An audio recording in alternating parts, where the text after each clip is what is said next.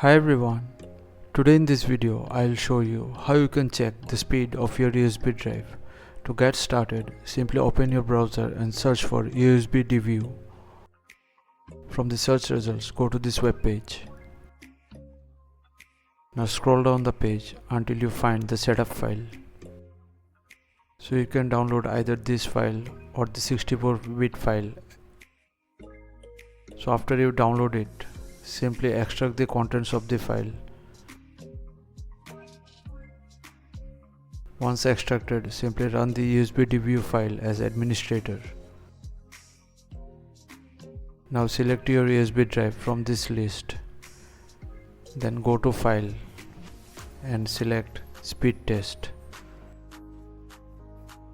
From here you can also select the drive letter and finally click on Start Test and wait for the assessment to complete. And finally you can see the read-write speed of your USB drive. So thanks for watching. Please feel free to subscribe and support the channel if you found the content helpful. Thank you.